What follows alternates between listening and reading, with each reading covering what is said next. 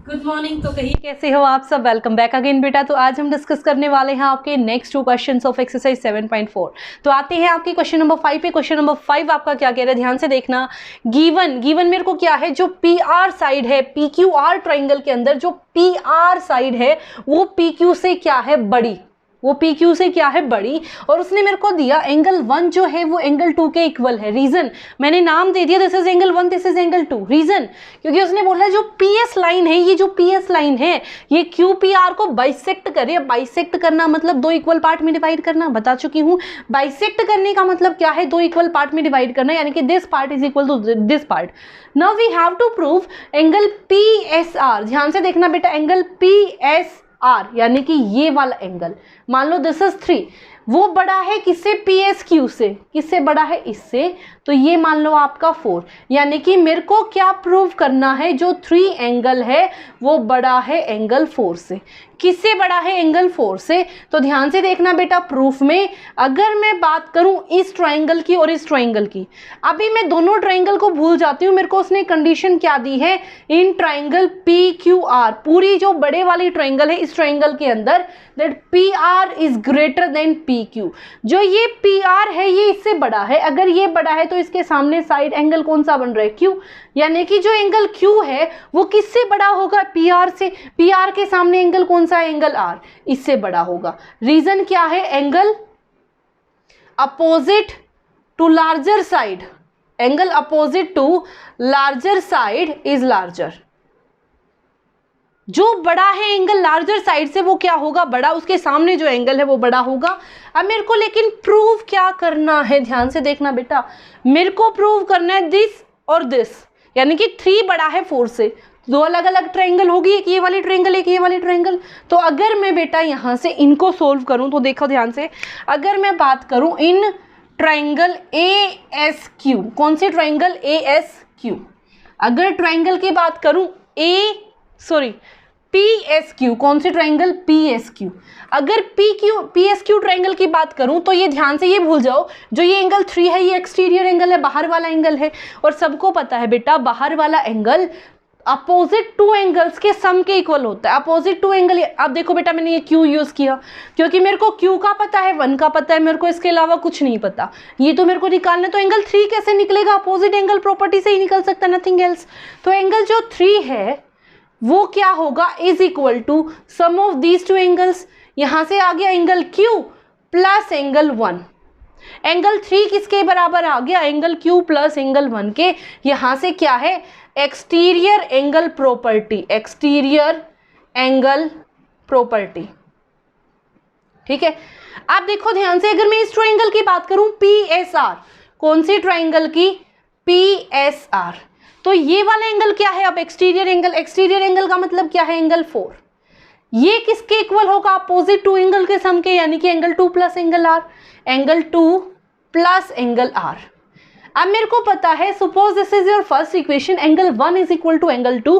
तो यहाँ पे क्या कर सकती हूँ, फ्रॉम 1 को मैंने 2 को मैंने क्या पुट कर दिया, 1।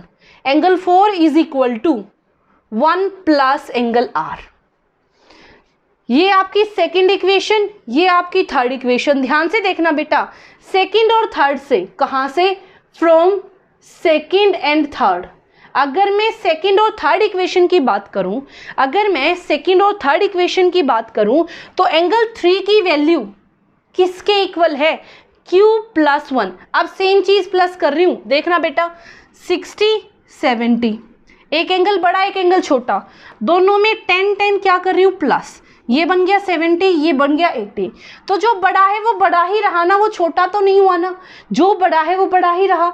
तो यहां से देखो, फ्रॉम इक्वेशन 2 एंड 3 मेरे पास क्या वैल्यू आ गई, 3 तो मेरा Q के इक्वल आ गया, 4 मेरा इसके इक्वल आ गया। लेकिन मेरे को क्या पता है, जो Q एंगल है, कौन सा एंगल Q, वो R से बड़ा है।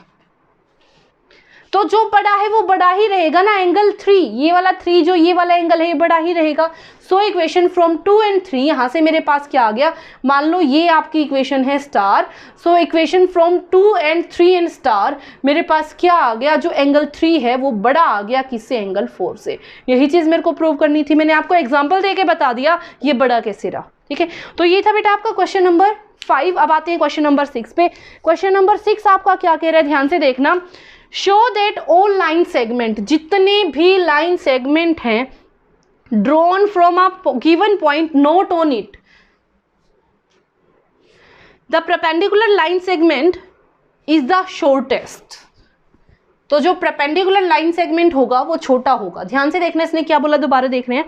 Show that all line segments drawn from a given point, एक पॉइंट से, suppose this is your first line segment, और इस पॉइंट से जितने भी लाइन सेगमेंट ड्रॉ किए जाएंगे, इस पॉइंट से मैंने जितने भी लाइन सेगमेंट क्या किए, यहाँ से ड्रॉ किए, ये इस लाइन सेगमेंट पे परपेंडिकुलर हो गया, इस पॉइंट से दूसरा लाइन सेगमेंट मैंने ये ड्रॉ कर दिया, तीसरा लाइन सेगमेंट मानो ये ड्रॉ कर दिया, चौथा मैंने और कोई ड्रॉ कर दिया। तो वो ये कहना चाह रहा है जो मैंने परपेंडिकुलर यानी कि ये वाला बनाया है ये सबसे छोटा होगा।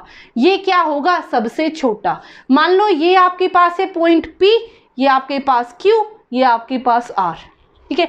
तो ध्यान से देखना उसने क्या बोला, मेरे को क्या चीज शो करनी है, टू शो, क्या चीज शो करनी है, जो QR है वो छोटा होगा, QR जो है वो छोटा होगा, सबसे छोटा। किससे छोटा, PR से भी छोटा, PQ से भी छोटा, PR से भी छोटा, QP से भी छोटा। तो आप किसी से भी छोटा पुट कर दो, हो जाएगा आपका क्वेश्चन। आप ध्यान से देखो, since this is a right angle triangle, तो यहाँ से प्रूफ में देखो, in right angle triangle PQR, angle P plus angle Q plus angle R is equal to 180 degree. Reason क्या है, एंगल सम प्रॉपर्टी। कौन सी प्रॉपर्टी बेटा, angle sum property. Angle Q की वैल्यू कितनी है, 90, angle P plus 90 plus angle R is equal to 180। ये plus है, वहां जाके माइनस, और 180 में से 90 गया 90, तो angle P plus angle R is equal to 90 degree. P और R की वैल्यू क्या आ गई, 90 डिग्री। अगर P और R 90 है तो यहां से अगर मैं वैल्यू निकालूं कौन से एंगल की, यहां से वैल्यू अगर मैं निकालूं कौन से एंगल की, एंगल R की। मान लो मैंने एंगल P उसकी निकाली, मैंने यहां से एंगल R की वैल्यू निकाली, तो एंगल R कितना आ जाएगा, 90 माइनस P, और 90 में से P माइनस करना मतलब एक्यूट एंगल, और एंगल P की भी वैल्यू क्या आ जाएगी, 90 माइनस R।